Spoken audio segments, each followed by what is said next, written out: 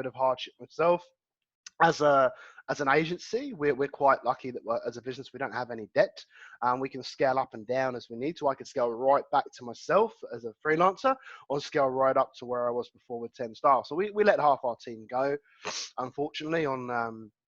We put them on leave, on paid leave, and I have to admit, it is one of the most heartbreaking things you can do as a business owner.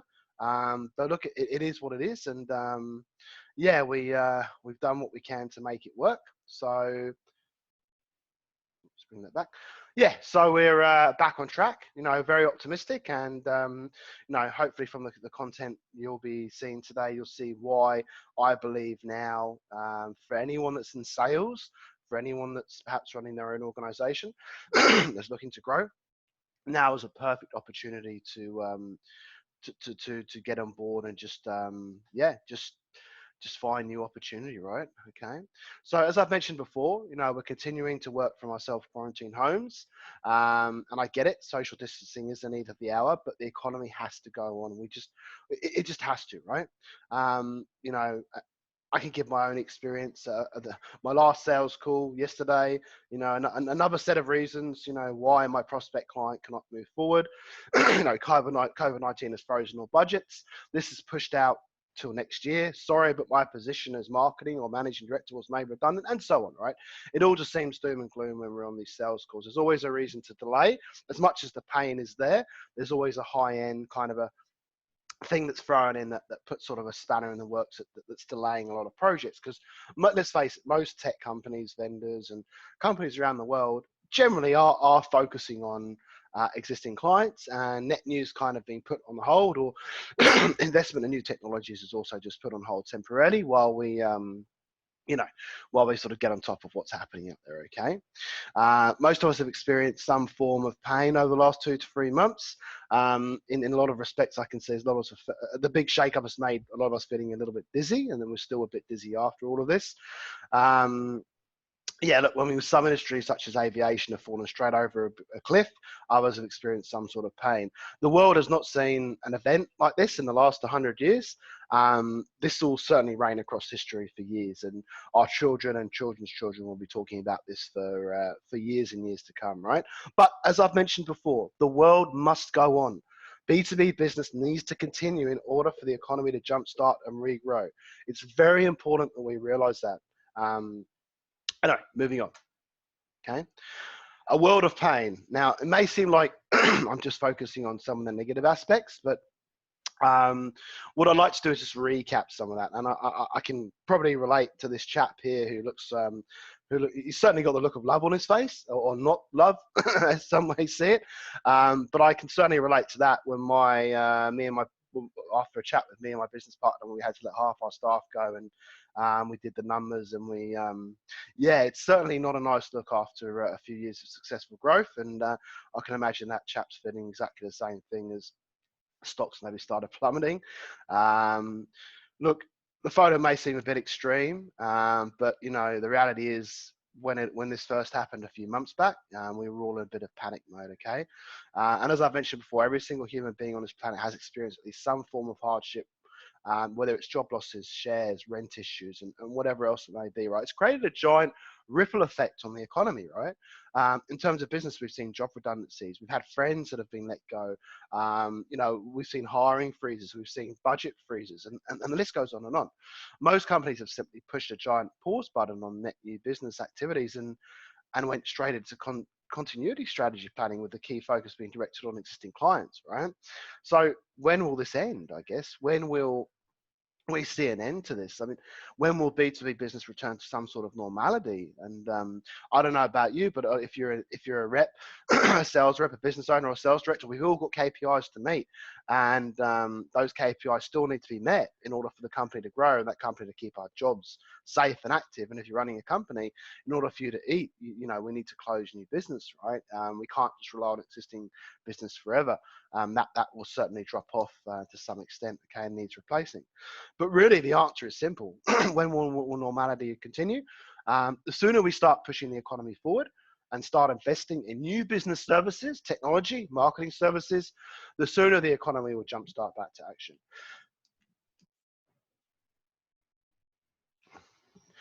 we need to come off pause and smash that play button with all our strength, right? So what do I mean by that? We need to start, if you're in sales, or you're a tele prospect or whatever it is, you need to continue prospecting, continue doing what you do and do it well. If you're a business owner, you need to invest in new technology.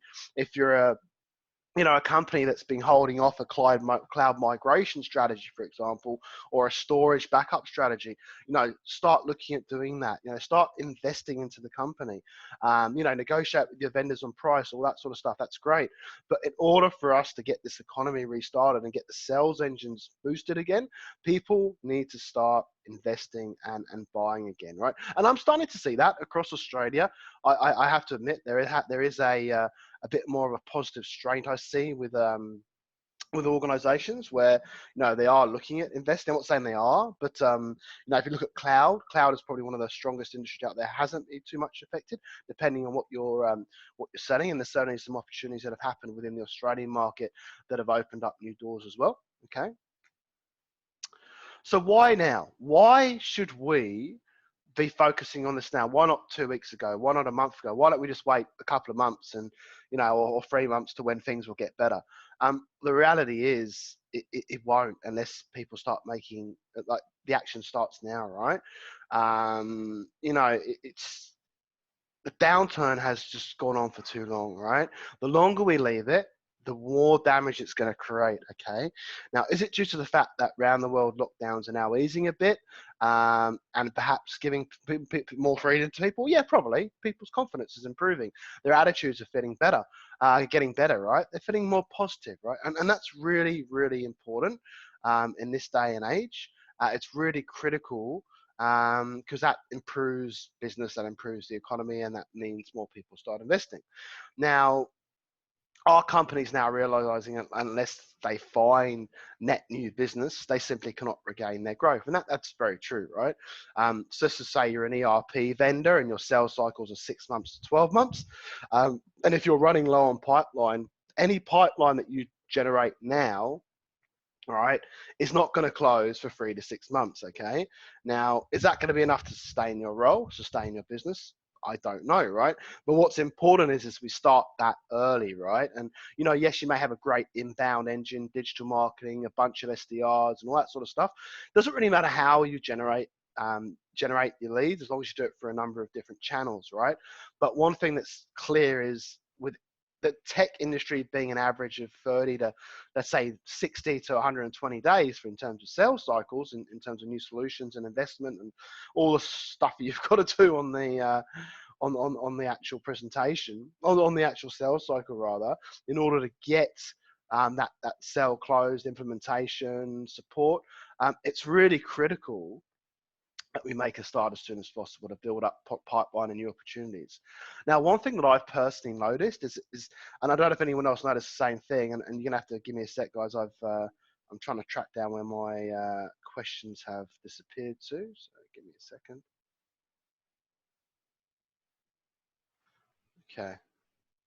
Okay, just checking everyone can hear me okay. So let's continue.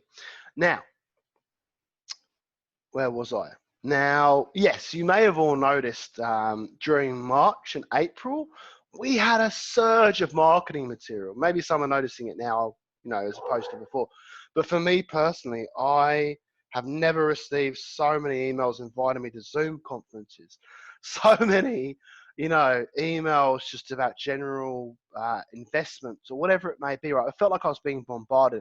And to be honest, I probably bombarded a lot of you guys, a lot of people in my network with my own material, because I think that's what everyone they just felt like the right thing to do. Less phone stuff. Let's get stuff out via email. Let's not bombard people too much via voice and call too many people, because everyone's in a world of pain, right? Whatever the reason is, right? I kind of felt like that March and April were massive in Australia when it came to marketing material. Maybe we're all thought, we've got to be inventive. Sales have slowed. How are we going to fix this? Let's get some.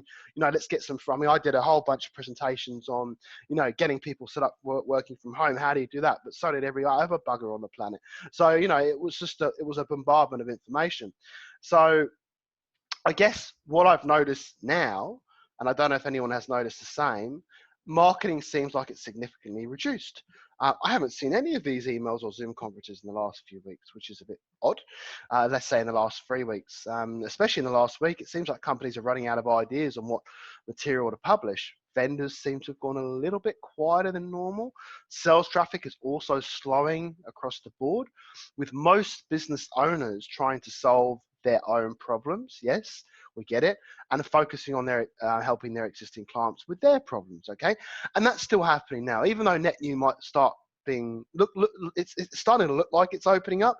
The reality is it's quiet out there. Okay, and the only way to really make it less, to improve that situation, as hard as it's going to be, it's not going to be easy, is to improve the amount of activities that we're doing and generate more opportunities from utilizing, like I said, back to the title of my presentation, picking up the phone, talking to people, talking to your network, talking to your relationships, your existing relationship, talking to your vendors, talking to new people, net new, cold call people you've never spoken to before, turn it into a warm call, use LinkedIn Navigator, find out what they're doing. We need to shake it up, right, to take on board new opportunities. Now is the perfect opportunity to get your sales engine started and think about where you and your company want to be in the next 6 to 12 months, right? It's probably not the best time to go and jump ship to another company right now. Maybe it is, maybe it isn't. Maybe it doesn't matter if you've got a job already. The reality is you don't know what the grass on the other side is. Certainly the risk factor of taking that new grass is certainly increased because we just don't know. I mean, to give you my personal experience, I thought the large vendors would have survived most of this no problem, especially the cloud vendors. Now, I'm not going to mention any names, and these aren't clients of mine, but some of the vendors that I've been speaking to, some of the things that have happened internally to them have really, really shocked me. So companies that were top Gartner, top of their field in terms of the Gartner and all that sort of stuff, very well known billion-dollar companies, again, no names mentioned, the things that I've seen in terms of cutbacks, closed down regions has really blown me away. And some of the things I've seen in smaller organizations where I thought, oh, there's no chance that vendor will last. They're tiny and they're experiencing issues before, are actually now booming. So it's a very uncertain playing field now in terms of changing jobs, in terms of many factors. So it's important that we look at that as well when we look at sort of how we generate new opportunities. Now, one thing that is for sure in Australia, we are heading to the end of financial year, okay? Budgets, people have budgets to spend. Get hold of them as much as possible, as small as those budgets may be. Try and get hold of whatever's out there, okay? In Australia, strategy planning is already underway. To grow sales, and companies are taking a serious look at how they can take back some of those losses, right? Like, honestly, I'm hearing that, I'm seeing that. I'm booking meetings for July. I'm booking face-to-face events in November and August, right? Or say August and September and November and October. Now that seems like it's miles away.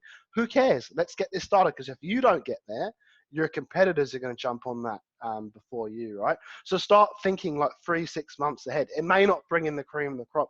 It may not make your manager happy right now, or your company, your CEO, or as a business owner, you may be thinking, well, can I survive 3 months without net new? The only way you're going to be able to survive is to generate pipeline now and get more sales. If it's for your existing customers, that's great.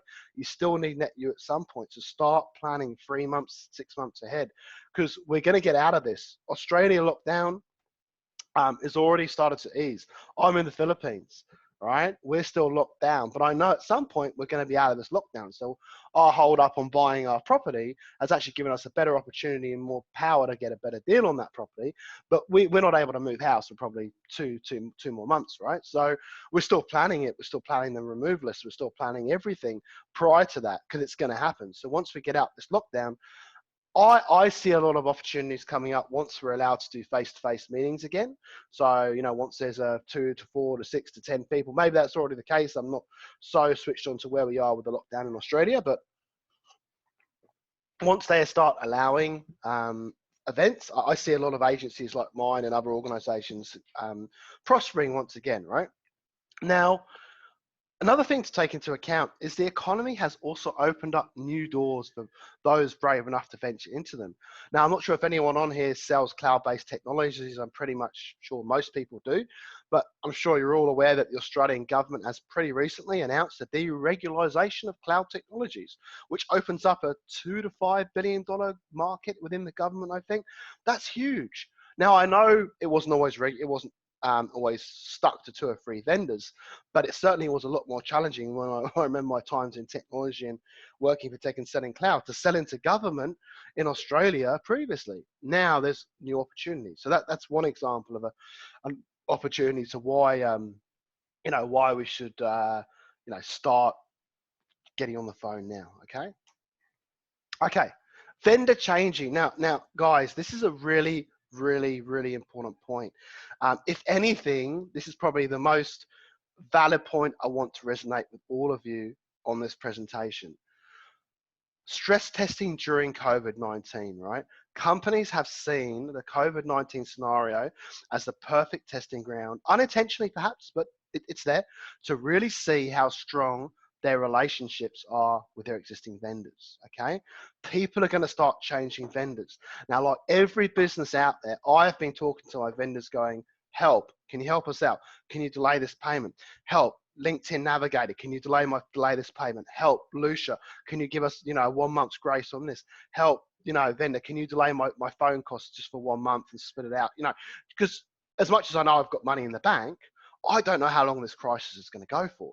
So I need to make sure I've got flexibility in that. Now, 99% of my vendors were fantastic. My vendors and suppliers helped me out significantly, right?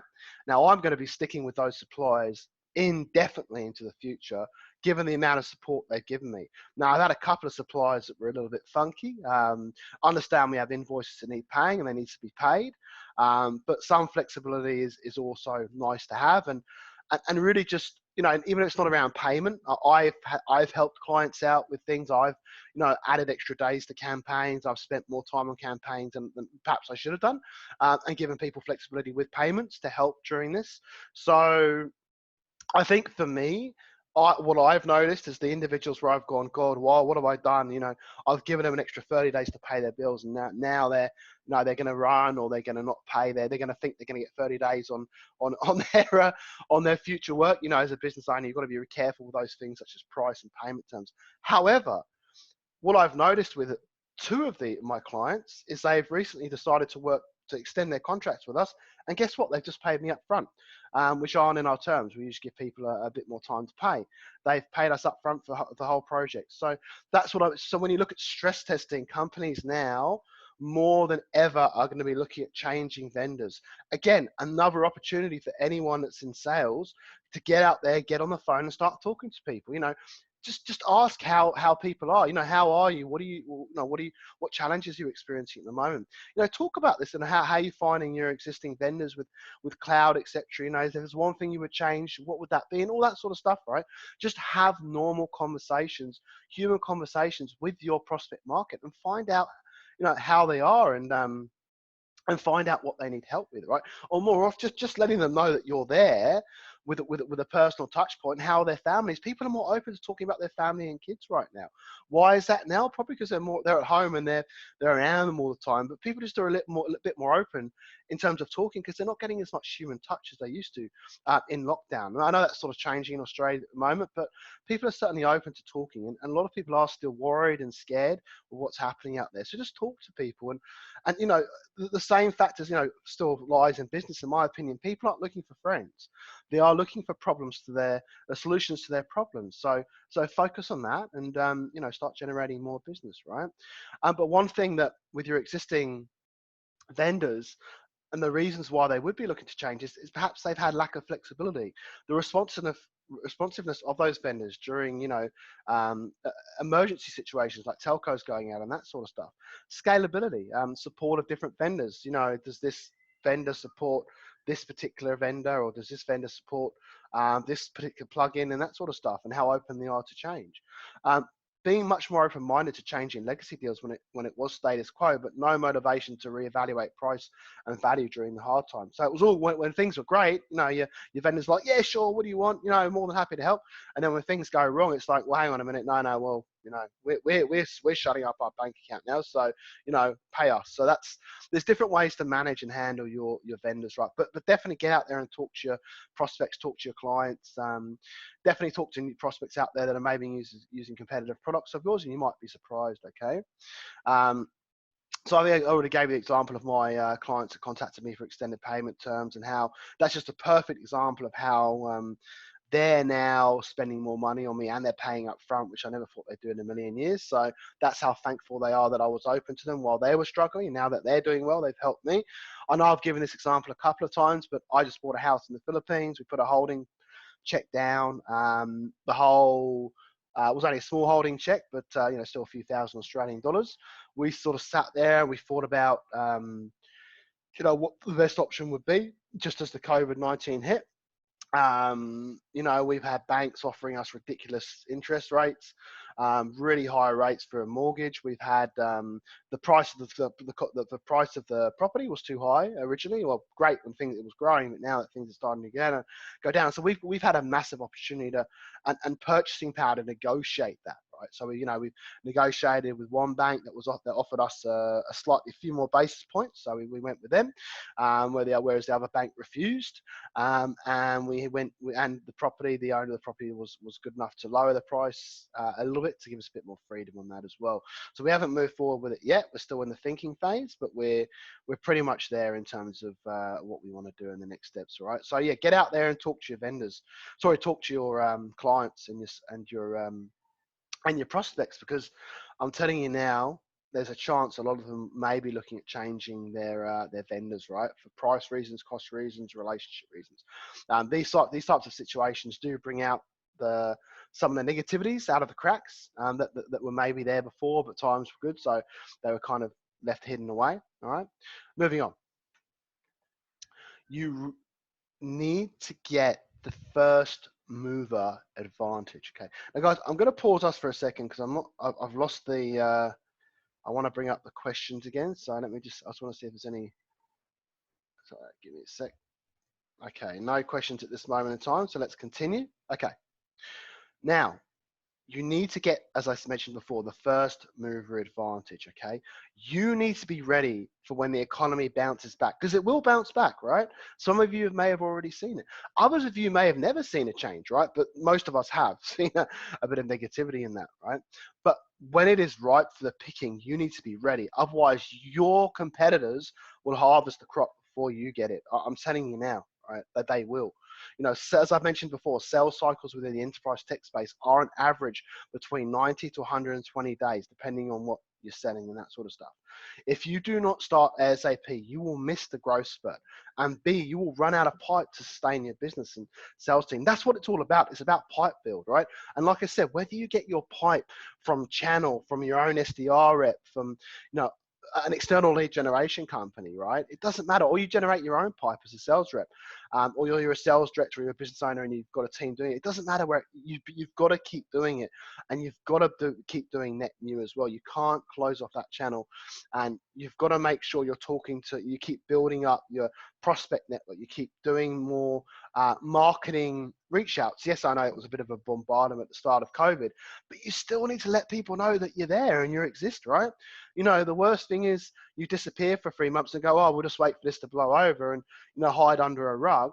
And then when companies are ready to go, they're like, oh yeah, what was the name of that great cloud vendor that we were talking about? And they had this really great service that helped integrate Salesforce with our VoIP system. Oh God, what was it?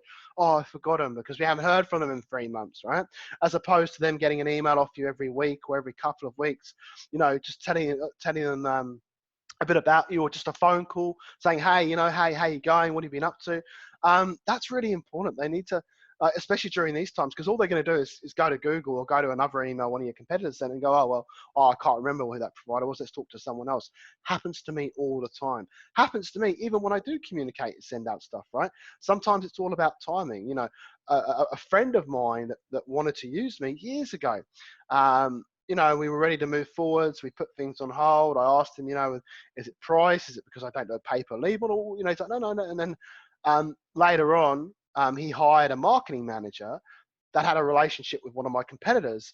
And I didn't stay in touch with this individual. I was too busy on other things. And as a result of that, the marketing manager that he hired went with his friend's relationship company. And when I called him up to see how he was 3 months later, he's like, oh, you know, we've hired someone and looks like apologies. We haven't heard from you in a while, Matt. We've gone for a competitor of ours, and based on the fact that the person that I hired, the marketing person, was, and so on. So if I jumped in earlier, I could have probably had a relationship with that marketing manager and got in early. So yeah, so get on the phone, talk to people, right? Really, really important. Okay.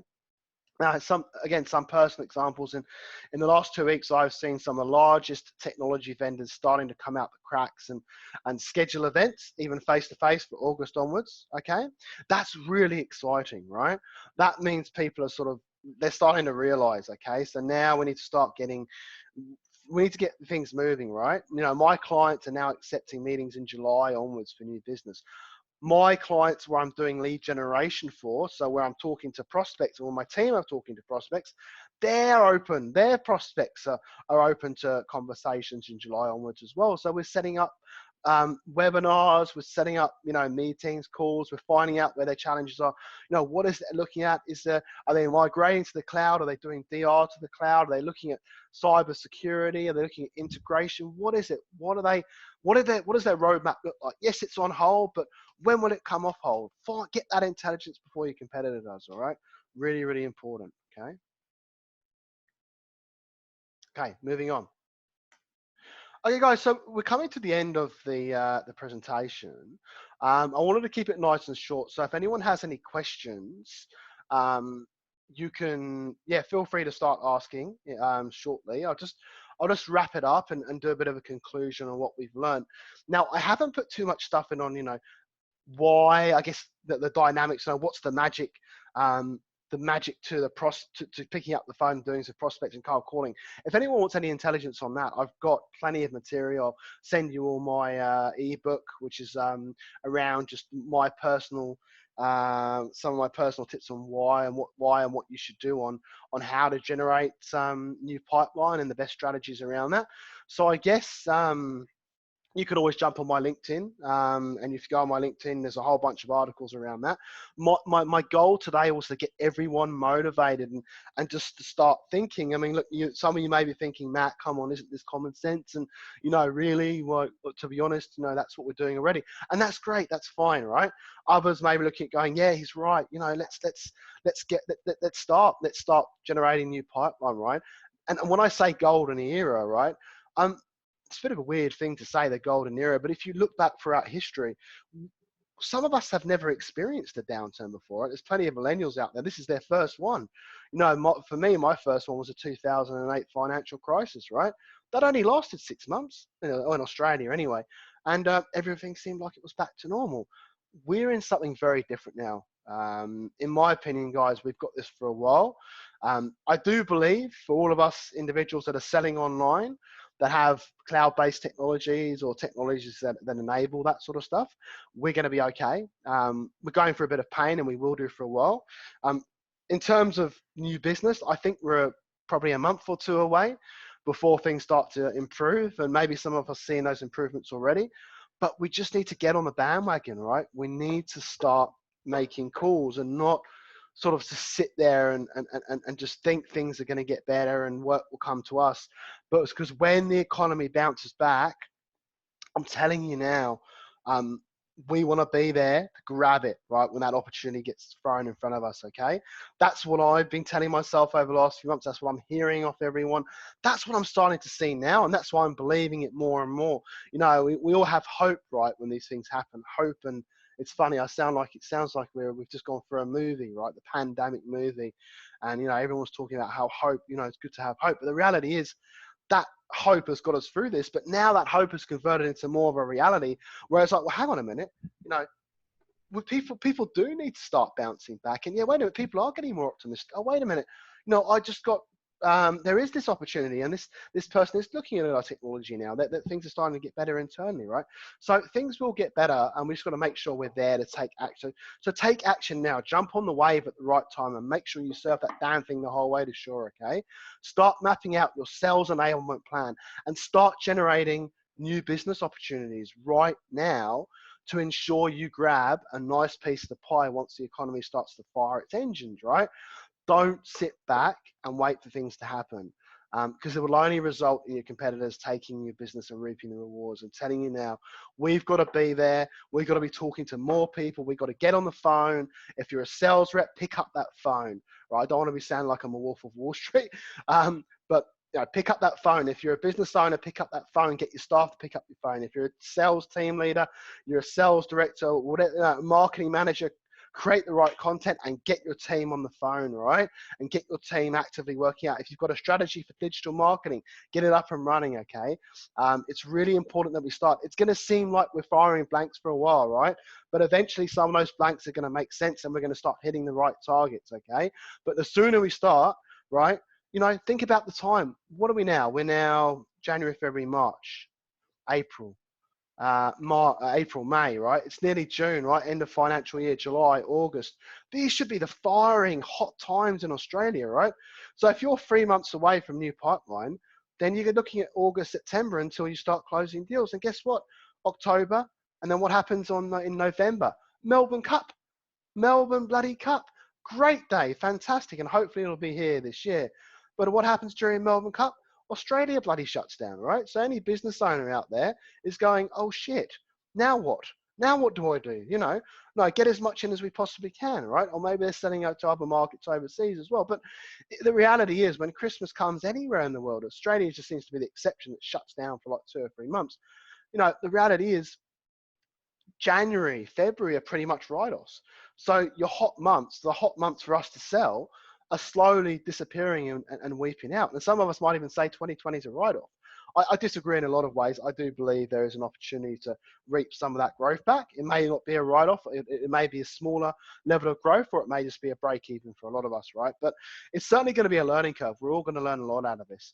All right, guys, I'm going to stop nattering, and I'm going to open up the floor to anyone that wants to ask questions. So you should see a Zoom chat box, and if anyone wants to ask any questions, please go ahead, type the question. I'll try and unmute you, and if I can't, I'll just answer you as it is. But yeah, sure. If anyone has any questions, please go ahead and ask.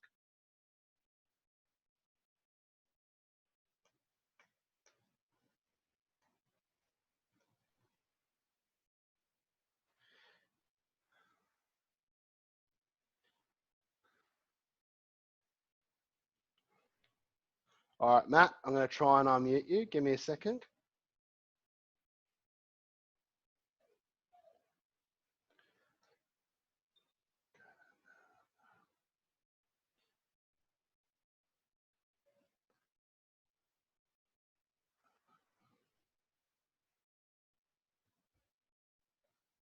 Okay.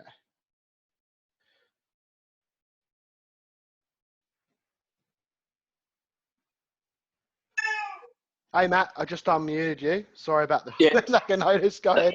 No, that's okay. Apologies for the children in the background. Early morning here in Australia. No Matt, worries. I work in the travel industry. I've got a colleague on the call as well. Mm-hmm. Specifically working in managed travel, so travel management. Yeah. The challenge we have here at the moment is we have a number of we typically work across an enterprise style of organisation, normally with significant volumes of travel spend. Yeah. Sorry, let me rephrase. The challenge that we have is that a number of people are working from home. We're probably finding upwards of 50% of 50% of Australia's working from home. Yeah. We're probably limited in some of the contact numbers that we have. So we're challenged by going through receptions which are either not active, not available, refuse to give out mobile numbers because they're personal numbers, not work numbers. Mm-hmm. How would you suggest we overcome some of those initial gatekeepers that are putting up those roadblocks when we wouldn't normally have that challenge? Yeah, it's a really good question, and it's something I personally, yeah, personally experienced over the last few months, and it's correct. So with many people working from home, and the quickness of what happened with COVID-19, that it's funny that a lot of companies, even those large billion-dollar companies, were not ready and did not invest enough technology. So here's the first part of the problem. Some of those switchboards, it's not that they won't even transfer you; it's they can't transfer you, right? They're, oh, sorry, everyone's working from home, we can't transfer you, which is frustrating, right? And then they won't give you a mobile phone number because it's personal, and because they can't transfer you to that mobile, you're kind of stuck in that lurch. So my advice to that is, use marketing tools to your advantage. So I don't know if your team, and you probably do, use a tool called Lucia. So that's lusha.co. Lucia.co. I'll send it to you guys afterwards. In fact, I'll put it in the. It's a tool that integrates with LinkedIn, and it's work. This company out of Israel have worked out a way to somehow source mobile phone numbers. Now, I believe they're on the edge of the Data Protection Act. It is publicly available information. They do charge for it. They charge about, let's say it's 50 cents to find someone's mobile phone number, and it's not always accurate, but you can preview it in LinkedIn. But it's the only tool that I know that'll link into LinkedIn Navigator, and it'll get you mobile phone numbers, right? So there's a couple of things that are quite legit with finding individuals' phone numbers, and that's finding phone numbers that are publicly available. So using tools like Lucia, you need, if you're contacting a business owner or a C-level executive right now, you need to get them on their mobile phone, right? There are some landlines that are diverted, and I have found that to be the case. So always worth grabbing the landline if you can, and quite often I find that is in Lucia. So let's just say there's no phone number in Lucia. Let's just say switchboard won't transfer you, right? What I usually do is find another contact and speak with them, and ask them very nicely and tell them what the call's regarding, if they will give me the mobile phone number for that individual. That personally works well for me. Sometimes it depends on how you word it. But the reality is, yes, in this day and age, you need mobile phone numbers.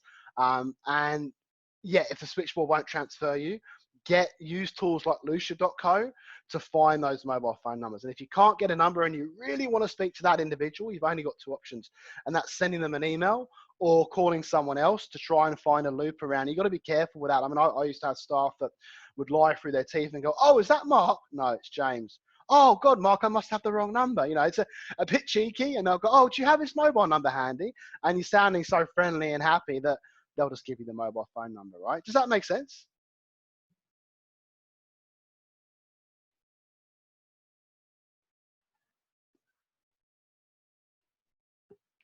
Matt, you still there? Oh, I muted you again, didn't I? That's okay. All good. Oh, no, yeah, go ahead. No, that does make sense. And I think I'll have a look at those tools and see if we can deploy those. Thanks. Yeah, no worries at all. I'll just mute you again. Okay, and just further to that, Matt, yeah, it is, I do agree with you 100%. Unfortunately, yeah, there's a lot of companies out there that don't have correct working switchboards. Using Lucia, if you're not doing already, and other tools, utilize that. And yeah, just getting around that, you need mobile phone numbers, right? And then you just got to apply those tactics and sales to find them, okay? Does anyone else have any questions? Also, I won't hear you, so you just need to write a message on the Zoom chat.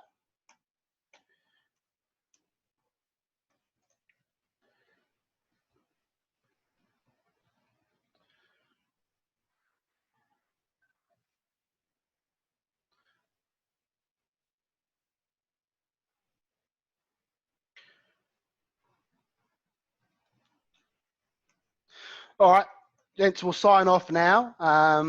Look, I hope it was useful to everyone. I will send everyone the slides. I will also send you all a copy of my ebook to have a read on prospecting and cold calling. And there's a couple of other articles I'll include in there as well for you to read. But look, if anyone's got any questions or wants to reach out to me directly, feel free to. I do make a lot of calls. I make between sort of 30 and 40, 50 calls a day. Right now, I'm doing two people's jobs, so I'm making about 100 a day, which is draining the hell out of me, but it is what it is, and I'm learning a lot from it. So yeah, thank you very much, and enjoy everyone, and thanks for your donations. I'll be donating that to cancer research the second money comes through into my account. So I do appreciate that. I never really ask for payment for profit from these events. I merely ask for small donations to go somewhere handy. And sometimes we donate to, in the Philippines, there's this charity that help there's children that are in poverty and help with the issues with bent feet, I forget the name, and twisted mouths, which is a really bad thing when you with birth defects here. So yeah, this time we'll do cancer research again. So really appreciate your time, and have a great day, everyone.